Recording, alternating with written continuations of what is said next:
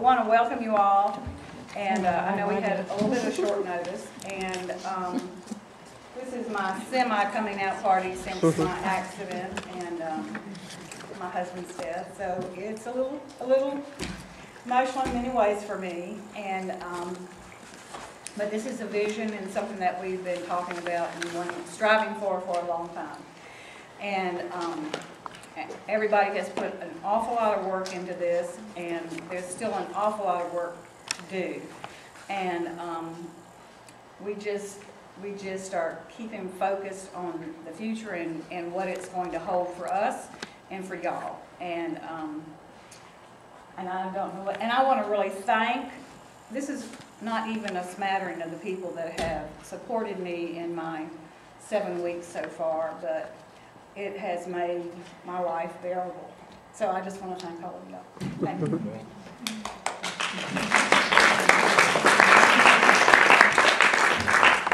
So I'm just going to give a really brief recap of our last meeting, which was December 6th. It was several months ago. How many of you were at that meeting, just by show of hands? All right, we got you coming back for more. So for those few of you that weren't there, we basically made the case for a birth center. And I don't think it was a very hard case to make because everyone here, I think, kind of sees what a great solution the idea of a birth center is. It solves a lot of issues in this country, a lot of them beginning with the women that birth the babies that are our future. So as Kitty Ernst said, you know, if we really want to take care of the world and the children, we need to start taking care of the mothers that birth them. So this place is going to be a new model of care, not just for Atlanta, but for Georgia and quite frankly for this whole country. I mean, we've done a lot of research about birth centers across this country, and they're all a little different in their own ways and fantastic in their own ways, but there's something quite different about what we want to try to do here. It's overwhelming, it's a big vision, but because of all of you that are in this room and all of the other empty seats that will be filled the next time we have a meeting like this, it will happen, and we feel pretty confident about that. When it comes to maternity care in the United States, as we talked about at the last meeting, things are in a pretty dire place in this country, around the world, but specifically in the United States, a place where you would think you get the top-notch health care, people are healthy. We know across the board when it comes to all different kinds of health conditions that that is not true, but specifically in maternity care, we spend more money than any other industrialized country on health care, and we actually do have amongst the worst outcomes specifically for mothers and babies. So we don't think that's okay, and I know you don't think that's okay. So what we're going to try to do is change that. So we made the case, and then we broke everyone up into groups, and we asked some questions. One of the biggest questions we asked was, we have this opportunity now. Healthcare is kind of a big buzzword right now in the media and in the legislature, and whether you agree or not agree with the Affordable Care Act, things are changing, money is being invested, grants are being offered to create new models of care. So we asked the question that if you were a part of the design team to create that new model of care, if you could redesign the ship that is sadly sinking, what would it include? And so some of the things that we heard were that it should be family-centered, that it should be all-inclusive and holistic, so have all kinds of healthcare providers be a part of it, something that was a lot about teamwork, so it wasn't any type of hierarchical provider-patient type relationship, but more of a partnership, which is something that I think the three of us really try to have in our practice. And then someone brought up the idea of a cruise ship idea, you know, where you always leave feeling better, and it has anything you could ever imagine for anyone you could ever imagine. So with that in mind, I'm going to have Dr. Bootstaylor come up and talk to us a little bit about where we've come since that first meeting. Now, the three of us are very busy taking care of moms and babies, so we would love to have had a whole bunch of new stuff to announce, but the stuff that we have is exciting. It's exciting. Well, thank you everyone for being here this evening. I know we had to take time out of our day to get here, but with like-minded people we can achieve great things. And it takes one person to change many things, and that's how we kind of feel here. So thank you guys for coming out tonight. One of the things I spoke about at the meeting in December was about cesarean deliveries and how most of us are very familiar with the 1 in 3 will be born by C. Just reminding me of the the awareness march we had last week with ICANN and GBN outside of North Side Hospital. They had us all wear T-shirts, 1 in 3 born by C. But I did speak about the cesarean section and the trends and the impact on healthcare in general, and how that first C-section is going to lead to probably another. And if you talk about spending money in the wrong direction, you kind of do it with that example. If you keep doing surgery, you're going to keep doing more surgery and taking money from other places.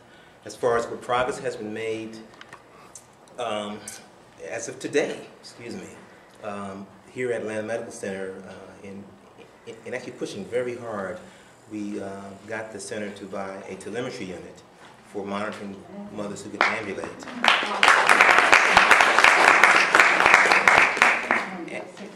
And for those of you, it took about 6 months, but we did it. It took about 6 months, and to change the policy. And to change the policy, and to do a lot of things that you wouldn't think would have to be done. I remember reading somewhere when someone said, it's not the walls that you have to move around, it's the people inside to get change.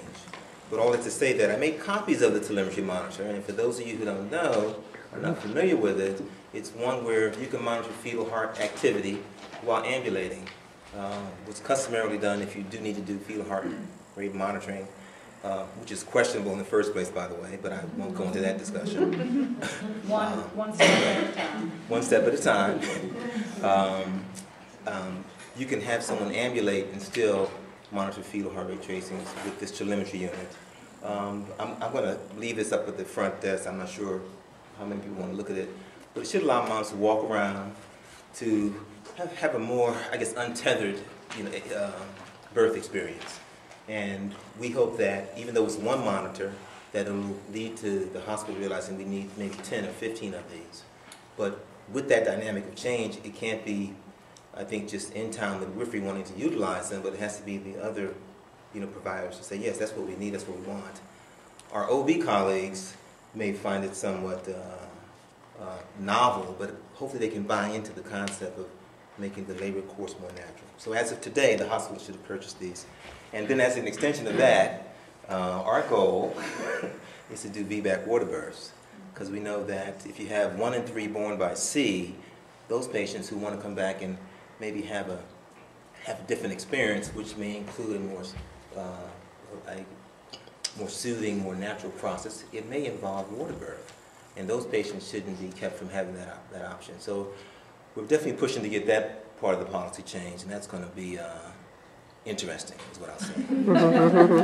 And the reason that we mention it too is because, the telemetry monitoring actually by law can't happen in a birth center, but this whole vision is about options. Just because the system failed you the first time doesn't mean that you should be stuck in some category and not offer the options that every other woman and family gets. So that's just one example of how we want to really try to change things.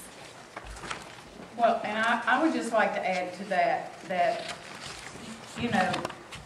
we don't continuously monitor most people, but for VBACs who are in active labor, that is one of the ACOG recommendations that we cannot get around.